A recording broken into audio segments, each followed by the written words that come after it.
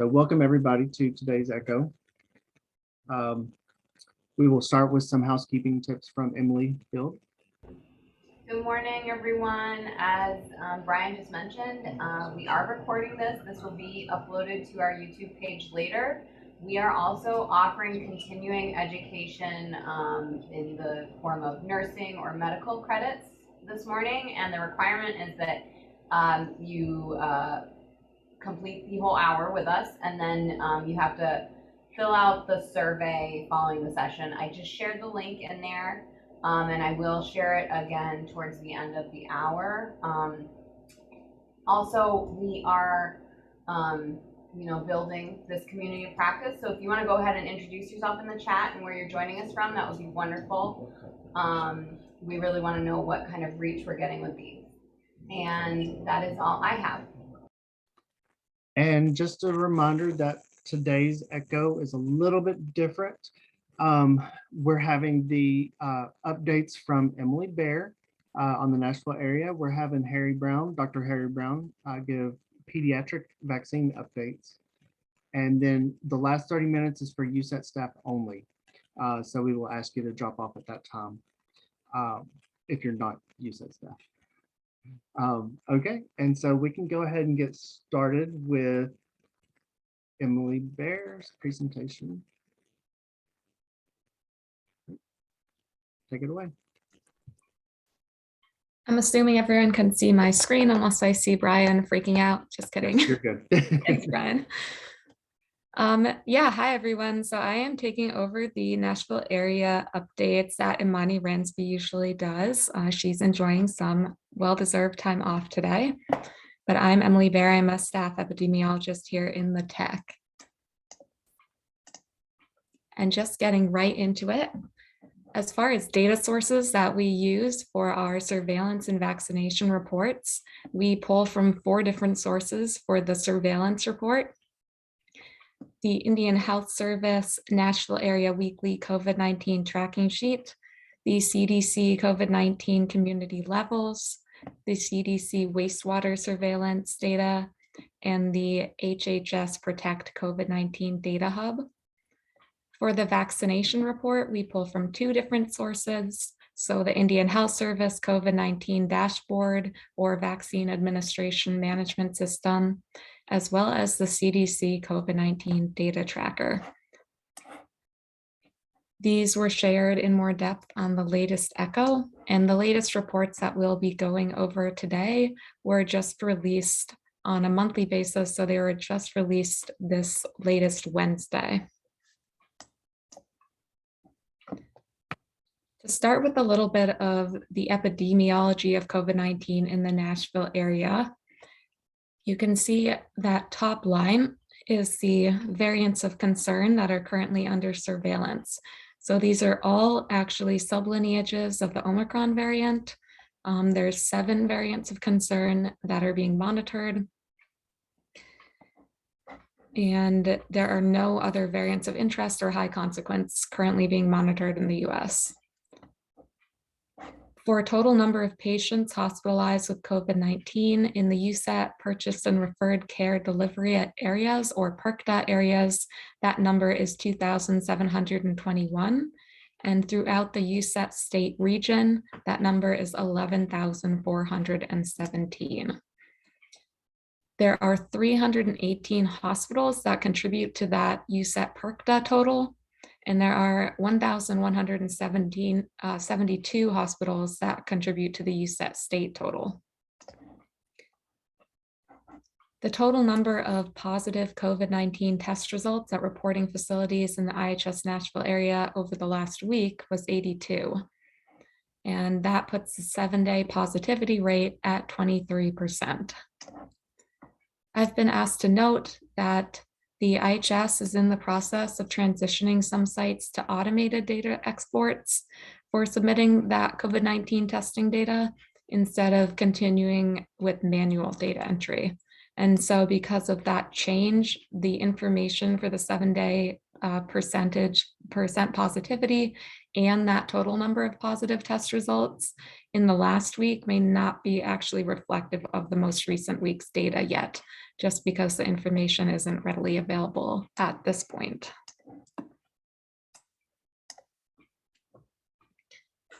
A little bit about the circulating variant proportions in the US. This is nowcast, so I think we showed this on many past echoes. This is the CDC's model for tracking variants. On the right, I would point you towards the colors that are designated for each circulating variant of concern. You can see in the dark teal, I'm hoping this is teal. We've gotten to a point where I don't know what all these colors are that we're using to track variants. So in the dark teal color is BA5, and in the lighter teal color is BA4. And you can see in the salmon color that slowly dark reddish color, that BA2.12.1 variant is actually being displaced by BA4 and BA5. Just a couple weeks ago, and I don't think we specifically went over this in the last echo, but just a couple weeks ago, that was actually the dominant circulating variant across the US. And you can see particularly in the Western regions, that's being displaced by BA5, but even in our regions, 1 through 4 and 6, that is quickly being displaced by BA4 and 5. A little bit about BA4 and 5. This is the UK Health Security Agency's risk assessment. We've used these in the past to inform our tech COVID approach. So I always like to show the kind of epidemiology behind this. As far as the growth advantage, there is substantial data to indicate there is a high growth advantage in comparison to the previous Omicron variants, which we just saw in that nowcast estimate.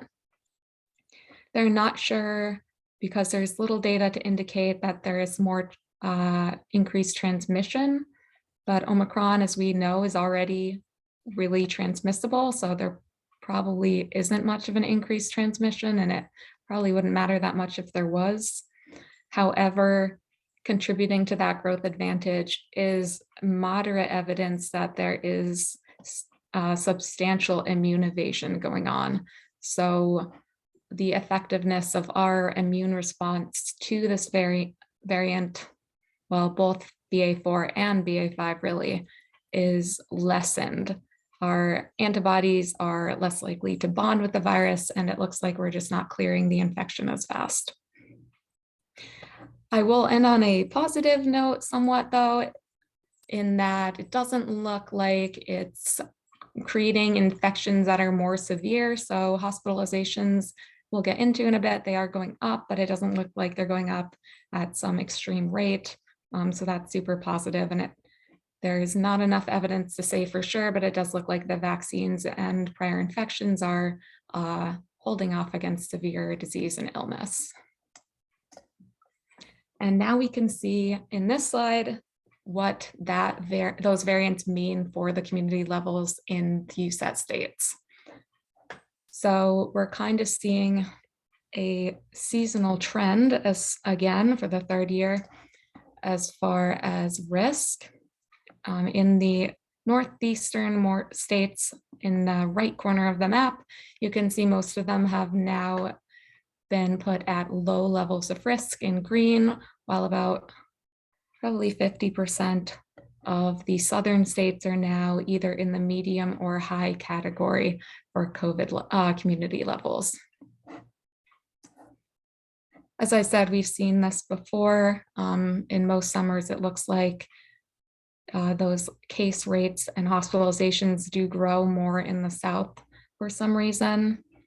And I would just add here that as a reminder, because I've seen this come up, and it definitely is understandably confusing if you're not looking at this frequently, that the community levels do take into account hospitalizations and inpatient bed utilization. So they're not just looking at cases, they are representative of the overall burden of COVID-19 in each county. Now, each level, community level, is correlated with different recommendations for that level of risk. So in a high level of risk county, you would again be recommended to be wearing a high quality, well-fitted mask indoors, regardless of your vaccination status, staying up to date with your COVID-19 vaccines and boosters, getting tested if you have symptoms or an exposure, and you may even need to take additional precautions if you're at high risk. They also recommend maintaining improved ventilation throughout indoor spaces. At medium level of risk in yellow, you can see that's very similar. However, masks are mandated unless you are at higher risk of disease, or maybe you work or live with people who are at higher risk. And in low, I don't think that means you can just party, but we are, doing barbecues up in the Northeast, and you can feel, hopefully you can feel a little bit safer at that level. Looking at the CDC COVID-19 National Wastewater Surveillance, this map shows the percentage of wastewater samples with SARS-CoV-2 as of July 5th, 2022. And that range is all the way from white, which is 0%, to the dark navy blue, which is 100% of wastewater samples that show up positive for detectable SARS-CoV-2 virus. And this pretty much just shows that there are higher levels of transmission occurring across the country. And that is reflected if you look at a map of the entire US community levels, which I am not showing today, but it just shows that there is quite a lot of transmission still going on.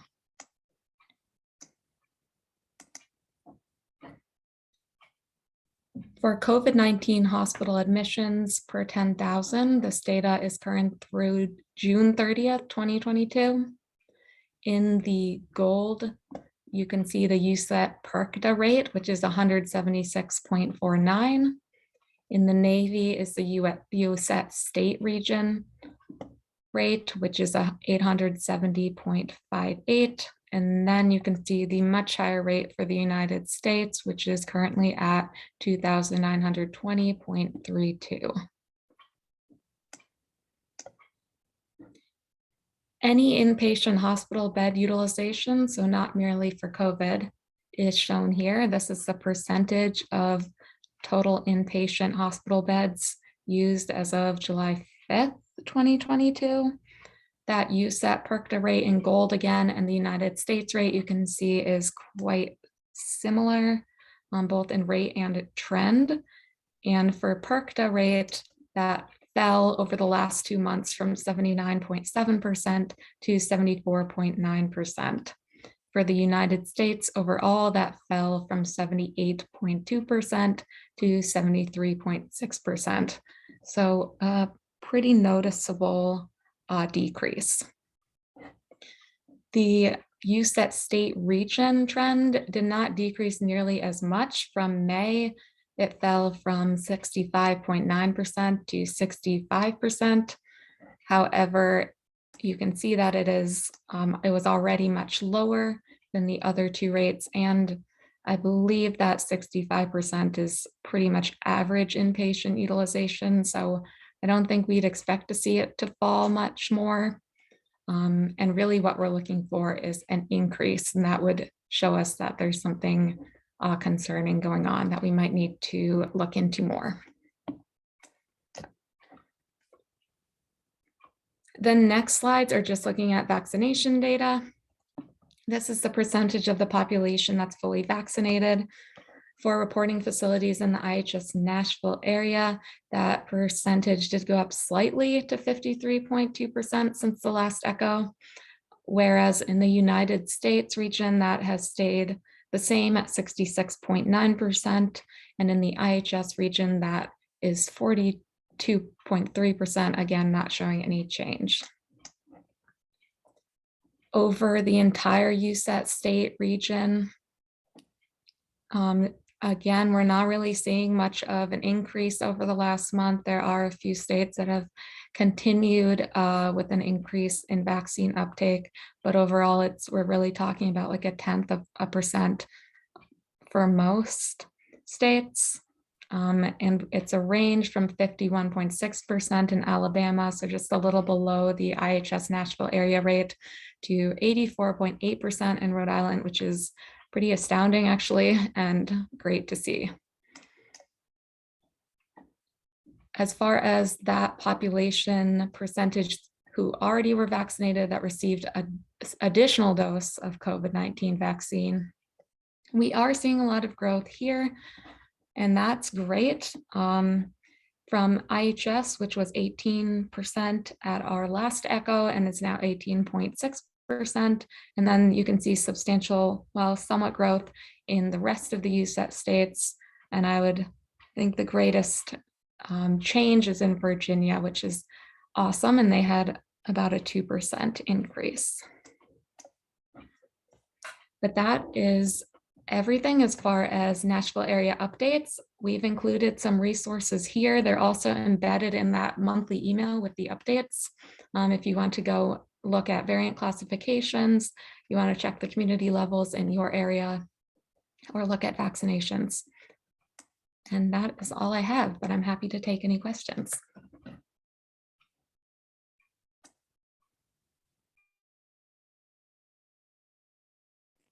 And great information. Thank you so much, Emily.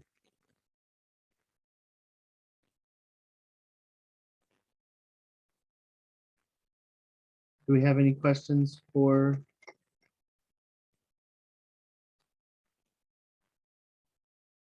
Okay. If not, we can move on to Dr. Brown, but he's calling me right now, so give me just a second.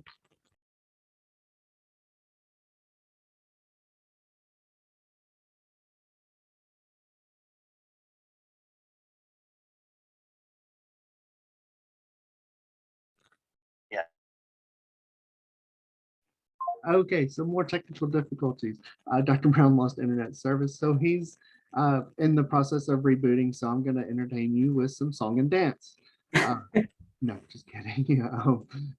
Do we have any questions, please, for Emily or Christy Duke at this time? Sorry, I put you on the spot, Christy. Or any of our other snappies. They're willing to answer any questions while we wait on Dr. Brown to just a reminder to put your name and tribal affiliation and position into the chat so we can get a good accurate count of attendance if you have not already done so.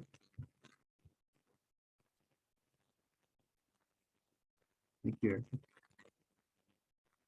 Good to see you. Brian, I think I'm back. You are back. Hey. Well, that happened when I turned my video camera on, so I'm going to leave it off. I think it must not like my picture or something. I don't. All right. We'll turn it over to you, Dr. Brown. Thank you. All right. Thank you. Good morning, good afternoon, depending on what time zone you're on. And Taloa, thank you very much for driving the slides today. So I'm mainly going to talk about pediatric COVID-19 vaccines today, but if you'll go to the first slide,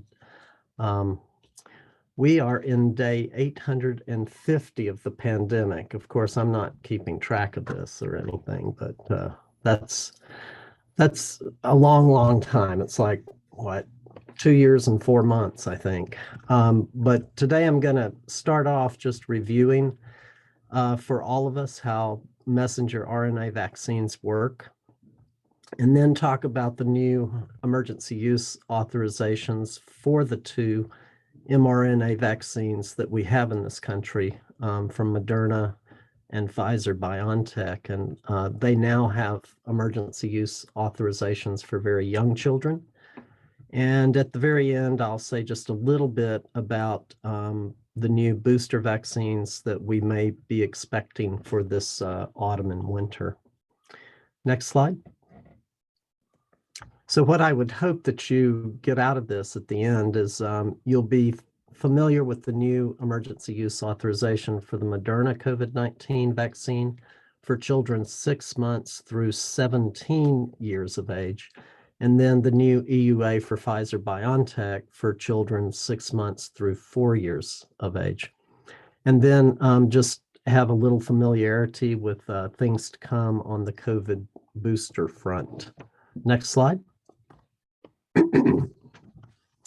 I don't have any conflicts of interest, don't own any stocks in these countries or these companies. And I will be mentioning vaccines and pharmaceutical companies by name, but that doesn't imply any endorsement by me or USET or anybody else that I am associated with. Next slide. So all of you have seen a picture like this at least 1,000 times in the last 2.5 years. This is a drawing, a colored drawing at that, of the SARS-CoV-2 virus. And the important thing to note are these spikes on the exterior of the virus. These, of course, are the things that allow the SARS-CoV-2 virus to attach to our cells, enter our cells, and start reproducing themselves and wreaking havoc on our bodies. Next slide. And the vaccines actually use that spike protein as their target. So I'm going to cover immunology, virology, and genetics, 3 medical school courses that are about a semester each. I'm going to cover that in about 5 minutes here. If you're not that interested in this part, that's okay. You don't have to be. But for those of you who are, the body has basically, our immune system can be divided into 2 general parts, the innate immune system and the adaptive immune system. And the adaptive immune system is what gives us specific immunity towards specific organisms, such as a virus or bacteria or other things that might do harm to us. And how the adaptive immune system works in brief, let's just talk about viruses right now. So a virus will come into your body, it attaches to cells, goes inside, and starts to replicate. Because viruses can't replicate on their own, they need our cells in order to do that. Well, eventually the virus gets taken up by something called an antigen presenting cell. It's a special type of cell that we have. It's part of our immune system. And then it presents that virus or a part of the virus to the immune system for recognition as being something foreign that shouldn't be there. Well, then along come something called T helper cells. And these T helper cells recognize that there's a foreign substance, an antigen. And then those T helper cells go on to recruit other immune cells to help out. That's why they're called helper cells. Next slide. So the white blood cells that are involved in immunity, could you go to the next slide, please, Taloa? Basically, lymphocytes can be divided into 2 different types. There are B cells and T cells. Looks like we're having, can you hear me? Am I still? Yes, we can hear you. Yeah. Okay. Something happened to the slides, but I'll just, while we're waiting for the slides to come back, I will talk about the immune system. So basically there are T cells and B cells. The B cells are the ones that produce antibodies. And these antibodies come in many varieties, and usually the B cells will produce a number of different antibodies to any given virus. So for SARS-CoV-2, typically the body makes about 40 different types of antibodies, which, you know, it's a whole lot. the T cells come in several different varieties, but basically the T cells that we're interested in are something called killer cells, T killer cells, which sounds kind of ominous. But those type of T cells can recognize cells that are infected with a specific virus. They latch onto that cell and they kill the cell and kill all the viruses too.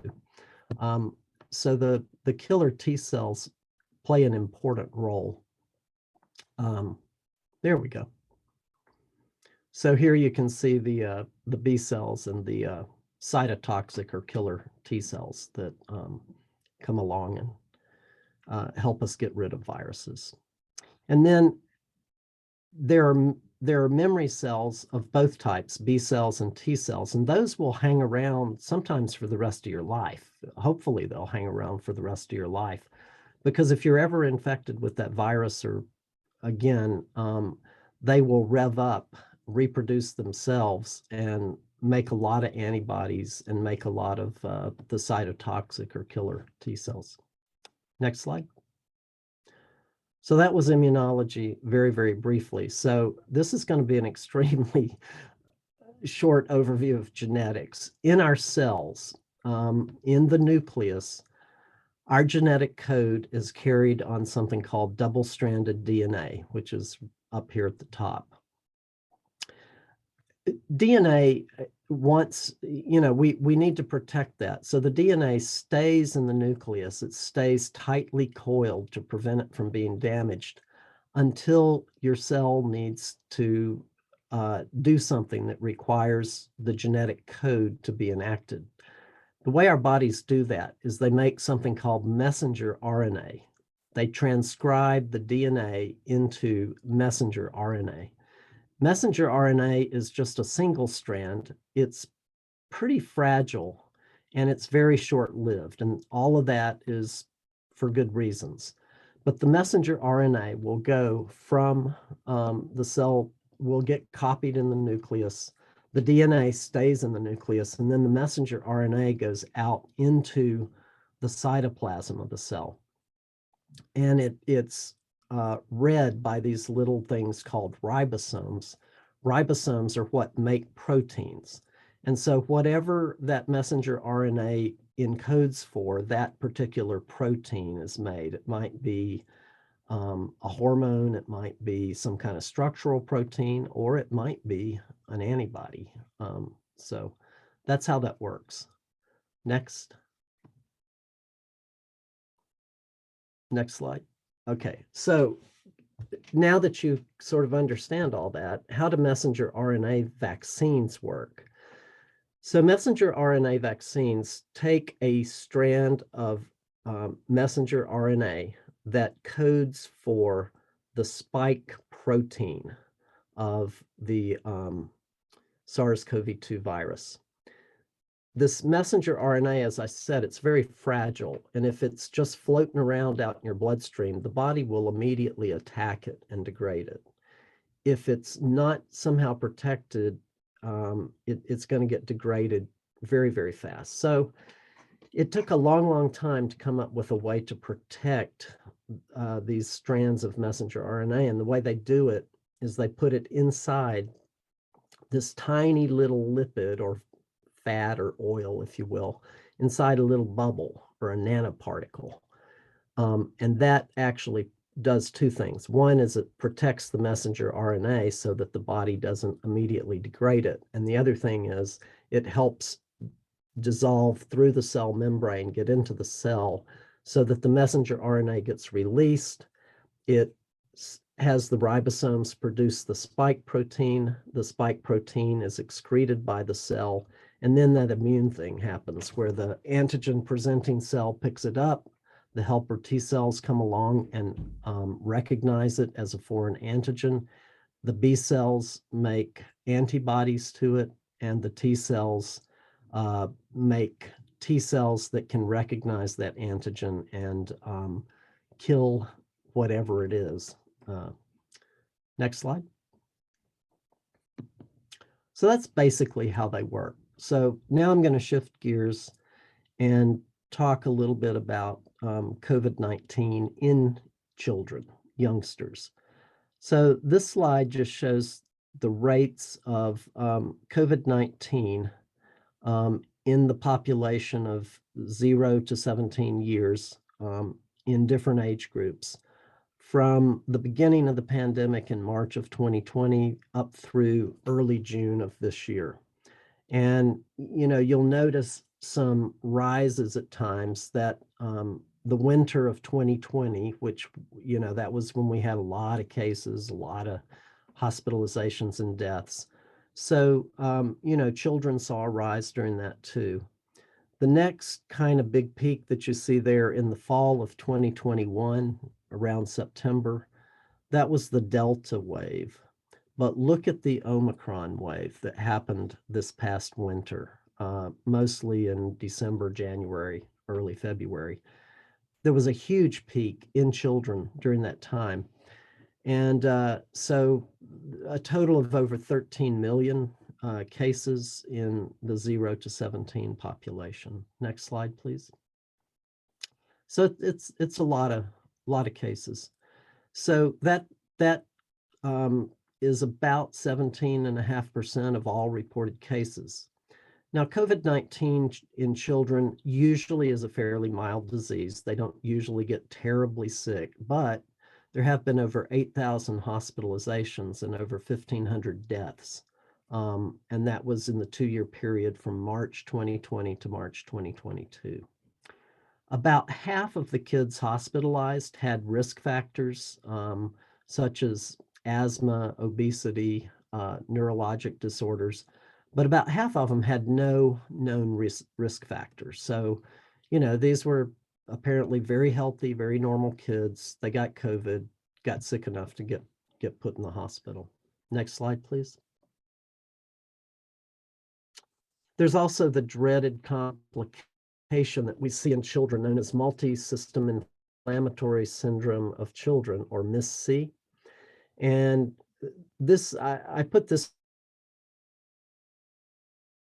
surge back in 2020, 2021, when we had a huge surge. We also had a lot of MIS-C cases back then.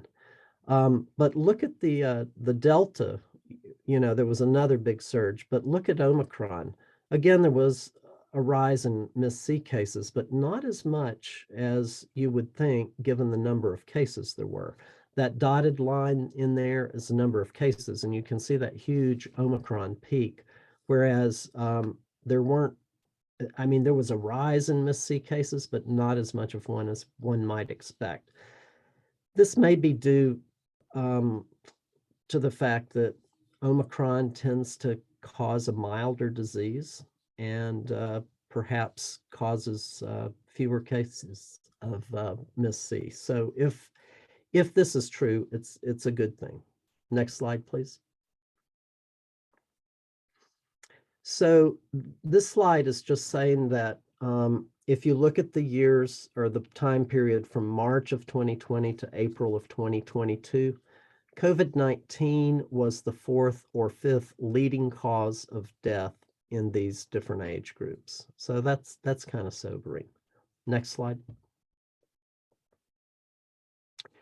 So let's talk about the vaccines. So there are 2 messenger RNA vaccines that are in use in the US, the one made by Moderna and the other one made by Pfizer Biontech. So I'm going to talk about Moderna first. They first got an EUA for 18 and above back in December of 2020. It was fully licensed for use in 18 and above in January of this year. But they were, as soon as the adult trials were finished, you know, that data was pretty much, the initial data anyway, came out in November of 2020. They started having trials in younger kids. So there were basically 2 clinical trials carried out in pediatric age groups. It's carried out in the US and Canada, involved about 14,000 kids, mostly white. Depending on the age group, is anywhere from 65 to 84%. There were very, very few American Indians or Alaska Natives in the trial, unfortunately. So in the 12 to 17-year-old age group, that was the first trial that was carried out. They presented their data June a year ago. It's June 2021, but they updated it in May of 2022. So they actually applied for an EUA for this age group way back over a year ago. And I'm going to talk a little bit more about why they didn't get an EUA then, but they do have one now. Then the other trial was in 6 months to 11 years, but they did it in steps. They actually divided them into two different age groups. There was a 6 to 11-year-olds. That data came out this past March. And then the 6 months through 5 years of age came out in April. And they kind of subdivided the younger ages into 6 months to 2 years and 2 years to 5 years. Next slide. So what about the results? Well, they did something called immunobridging to determine whether or not the vaccine worked. What they did was they looked at neutralizing antibody levels in the children, and they compared it to a group of young adults from the adult trial that had been done in 2020. And they used the 18 to 25-year-old age group as a comparison. So what they did was they give the kids the vaccine, and then at a time point after the second dose of vaccine, they drew their blood, measured their antibody levels, and compared them to the adult group. So all the age groups met their goals for antibody levels. They all had antibody levels that were close to or even greater than the young adults. They also looked at how many of them actually responded, and it was over 98% in all age groups. They also calculated sort of more traditional vaccine of efficacy. They looked at rates of COVID-19 infection 14 days after the second dose. And they actually had more than 100 cases in the trial, so they had enough cases to at least make a fairly good calculation of this. But the immunobridging, showed that the vaccine worked in kids. So that's what they really used to get their authorization. Next slide. So in the different age groups, they had different efficacy numbers. For the older kids, it was 93%, which was very similar to the adult trial, but the predominant variant at that time was the original virus, which is what the vaccine was made for, and the alpha variant, which was fairly similar to the original virus. So they had very good efficacy. The 6 to 11-year-old trial, though, occurred while Delta was going on, and the calculated vaccine efficacy for them was 77%. And that's actually pretty comparable to what we were seeing in adults at the time as far as vaccine effectiveness. Now, for the younger kids, they divided the younger kids in two different age groups, again, 6 through 23 months, and then 24 months all the way through up until right before the 6th birthday. This trial happened during Omicron, and the vaccine efficacy was not as good. It was 37% in the 2 to 5-year-olds and about 51% in the youngest children, the 6 months to 23-month-olds. And go ahead and go to the next slide. This was happening during Omicron. So comparing to the adult population, if we look at the youngest children, the 2 to 5-year-olds and the 6 to 23 month, or the infants, toddler group, they were 37 and 51% approximately. And that's actually pretty much in line with what we were seeing in adults during Omicron. The vaccine effectiveness was around 44%. And that was in a large Kaiser Permanente study that involved many thousands of people, where they were monitoring to see who got, sick with Omicron, who had been vaccinated. So I think these results can be pretty well trusted because they're in line with what we see in adults. Next slide, please. So here's what we're hoping is also true in kids. We don't know this, but Even though the vaccine in adults during Omicron was only about 44% at preventing infection, it was around 85% at preventing hospitalization, which is pretty good. So we're hoping that the same will be true in children. Next slide, please. So what about safety? Of course, this is very much on everybody's mind. And really what they saw in these children was about the same as what we saw in adults. Most of the, bad reactions or adverse reactions, I should say, were mild to moderate and of, just a day or two in duration. They were more common after the second dose, and they were lower in younger age groups. Fever was more common in the 6-month to 5-year-old age group. About a quarter of the kids got fever from one or more of the doses. Injection site pain was common just as it is in adults, anywhere. In the older kids, it was like 98% had a sore arm. In the 6 to 36-month age group, they used a little bit different criteria for safety because you can't ask a kid, do you have a headache? Are you feeling tired? But they used irritability or crying and sleepiness as kind of a marker. Fatigue and headache was most common in the 3 to 17-year-olds. There were no deaths. There were no cases of myocarditis or pericarditis, although there were 2 cases in the 12 to 17-year-old age group that seemed a little like they might possibly be, but they didn't actually meet the criteria for it.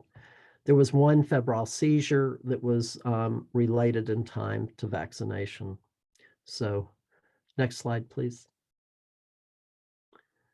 Let's talk a little bit about myocarditis and pericarditis. This is a rare but, of course, serious side effect of messenger RNA vaccines. It's an inflammation of either the heart muscle, myocarditis, or the lining around the heart, pericarditis. It was not seen in the original trial. They didn't pick it up when they did the first phase 3 trial, but case reports started coming out in May, June of 2020. First ones were out of Israel, and then there was one from US military personnel. They said, hey,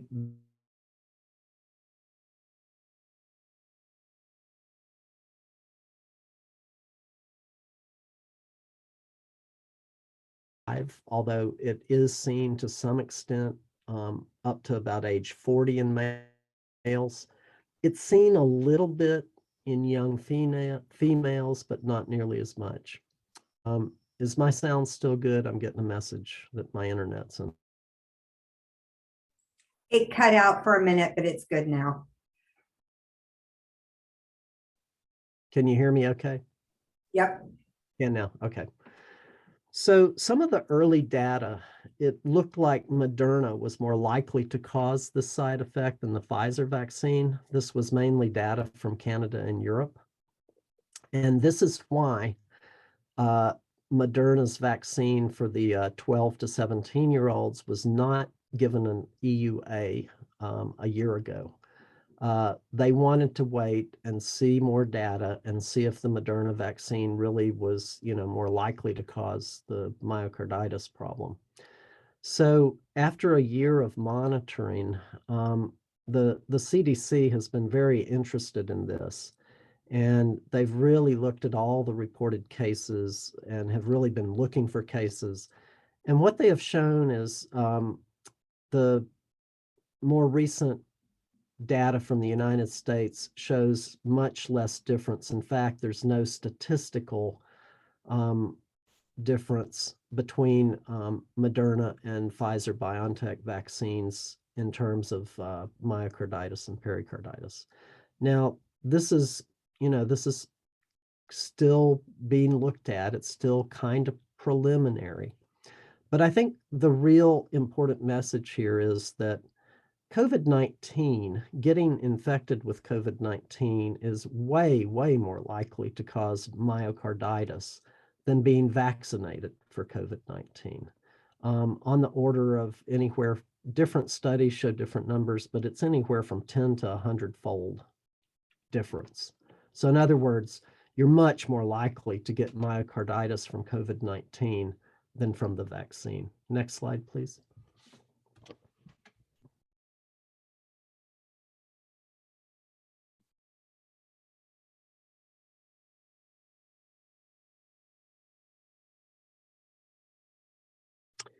So we'll go now to the Pfizer Biontech vaccine.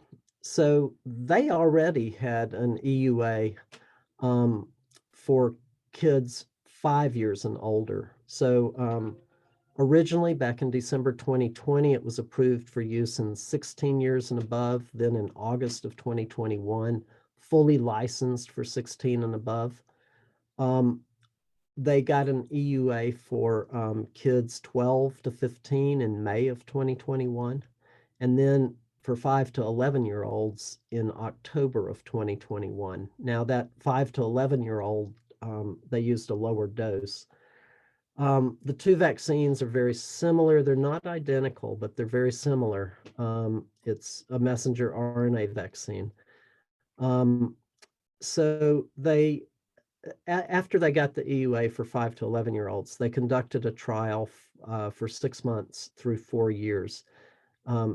You may recall that for Moderna, it was 6 months through 5 years. So there's a little difference in the two vaccines, and I'll talk a little more about that. But they used a much lower dose in this age group, 3 micrograms. They had about 4,500 participants in their trial for these very young kids. About 80% of them were white. There were almost no American Indians or Alaska Natives in the trial. Next slide, please. So the results, they did the same thing, used the same kind of endpoints, the immunobridging. They compared it to young adults and measured antibody levels. And what they found was that although they achieved good results with the 6-month to 23-month-old group, the 2-year-old to 4-year-olds did not get the desired result with 2 doses. So they had to go back and do a 3rd dose, and this really caused a lot of complexity and stuff with their trial, but they ended up finally, getting results. And what they showed was with a 3rd dose, all the kids got good antibody levels. Now, Pfizer did put themselves out there and claimed that they had a vaccine efficacy rate of about 80%, but this was based on a tiny number of cases. So they got some pushback on this from the CDC. It was kind of interesting to watch the ACIP presentation on this. The CDC says you really can't say that the vaccine is that efficacious because the cases there weren't enough cases to make that kind of determination. However, what we can say is that their vaccine produces antibodies in numbers that are comparable or better than the young adult group. So, and of note, Omicron was the predominant variant during their trial of this age group, the youngest children. Next slide, please. So what about safety? It was fairly similar to the Moderna. Saw a lot of irritability and sleepiness, some decreased appetite, and sore arms. For the 2 to 4-year-olds, they had sore arms, fatigue, ejection site redness. There was no anaphylaxis. There was no reported myocarditis or pericarditis, and there were no deaths in either the vaccine or the placebo group. It's interesting, if you look at the rates of side effects in the placebo group, they're pretty close to the side effects in the vaccine group. So, I think parents were really looking for things and, reporting all kinds of side effects. And so apparently saline in this age group causes a lot of side effects. But one of the differences between the Pfizer-BioNTech vaccine and the Moderna vaccine is there was a lower rate of fever with the Pfizer-BioNTech vaccine. Remember, Moderna caused about 1/4 of the kids had some fever. most of them, it wasn't a really high fever. Pfizer Biontech caused very little fever. Next slide. So now let's ask ourselves, why should we vaccinate this youngest age group? Because it is usually a mild disease. There's a much lower risk of hospitalization or death. Probably anywhere from 15, as many as 50% of the cases don't have any symptoms at all. But there are some that have serious outcomes, including death. There's the bad complication of MIS-C. Kids can get long COVID, and there's a 36-fold increase in the incidence of myocarditis in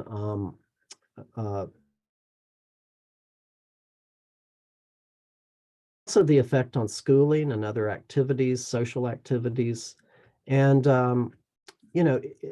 one hope is that if we can get these kids vaccinated, then we may decrease transmission to older, more vulnerable people. Next slide.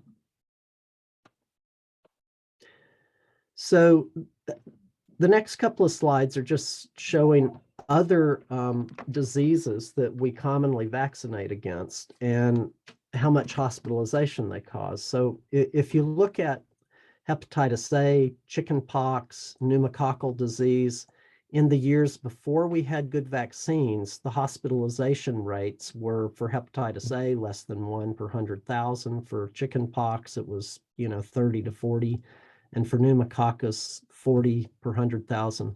Look at COVID-19. So the first year, it was about 30 per 100,000 for hospitalization. But in the second year, when we had Omicron, it was almost 90 per 100,000 were hospitalized.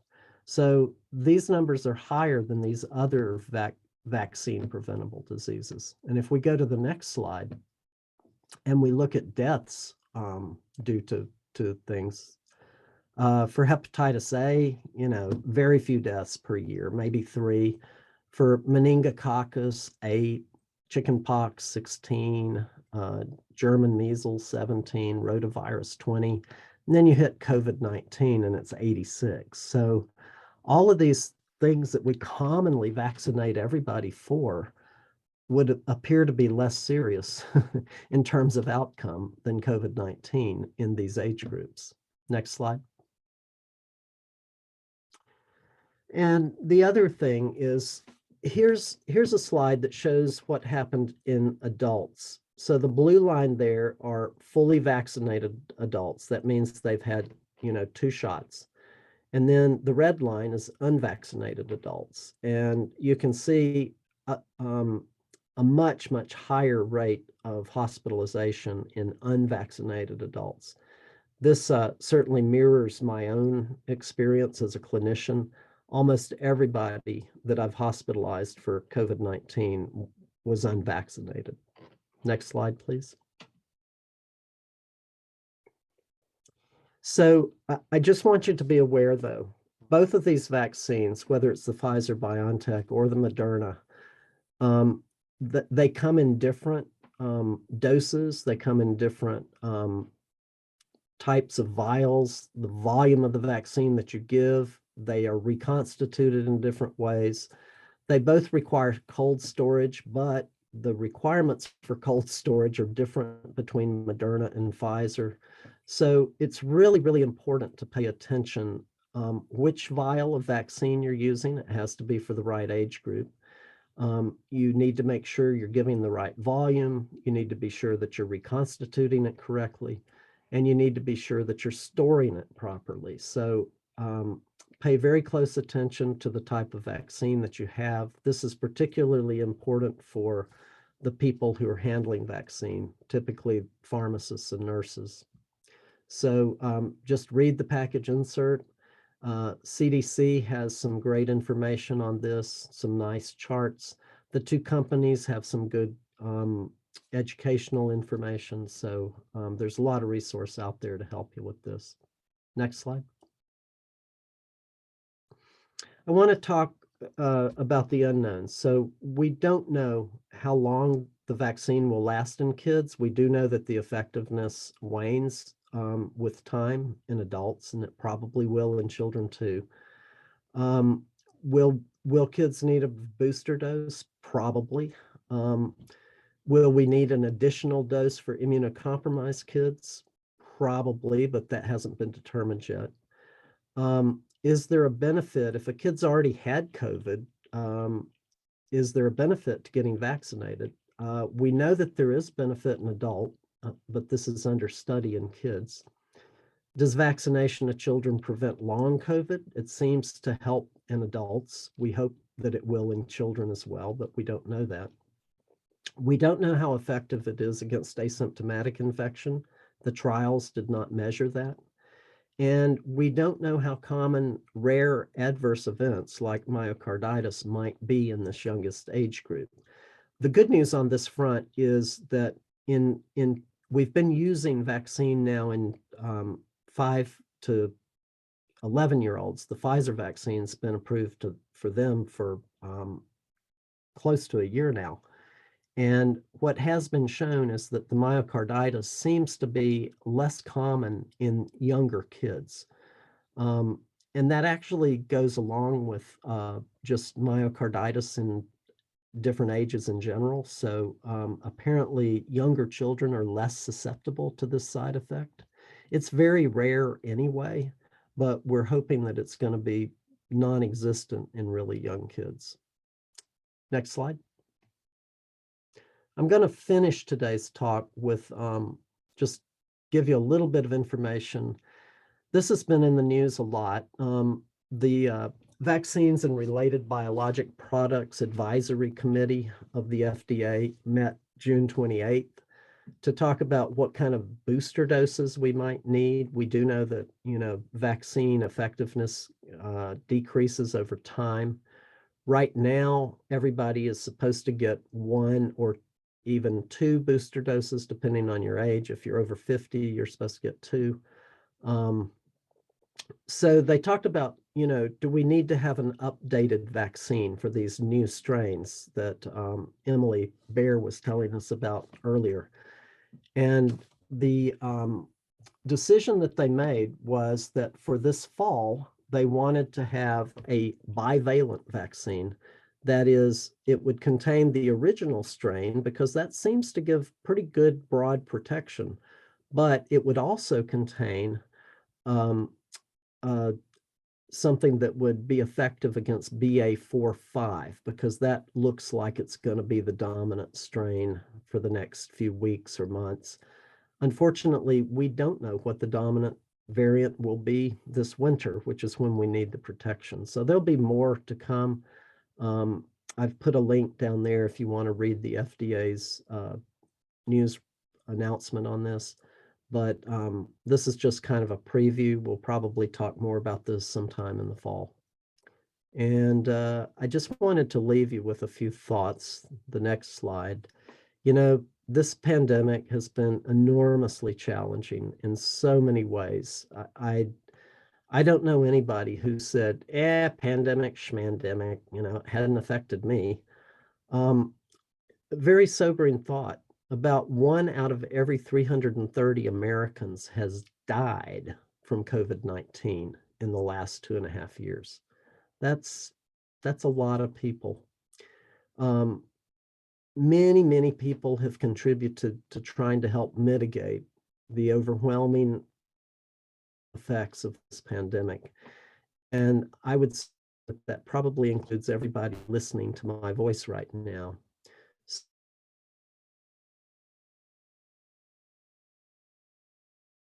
We lost you for a second again there, Dr. Brown. Sorry. Nope, we got you. Can you hear me now? Okay.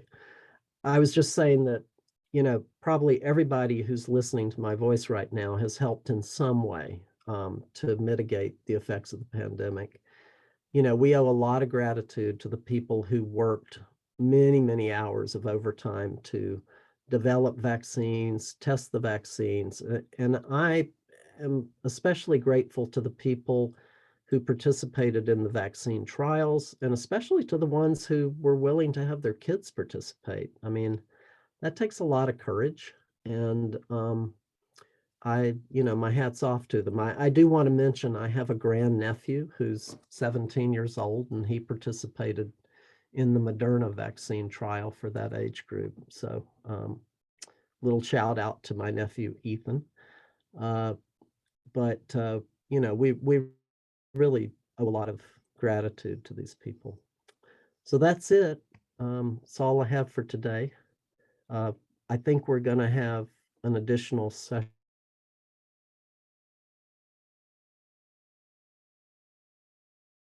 I'll take over since Dr. Brown keeps cutting out. Are there any questions at all? We are going to have an additional segment. USET employees to ask questions regarding this or any other COVID-related activities. But before we go into that, are there any questions from any of the other participants?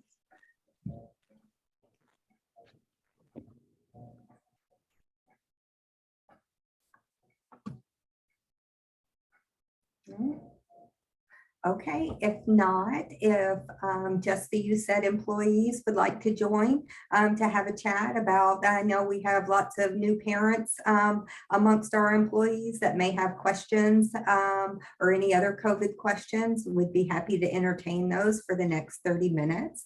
And everybody else is free to go. Don't forget your continuing education credits and make sure you take the evaluation, and Emily has put the link in the chat.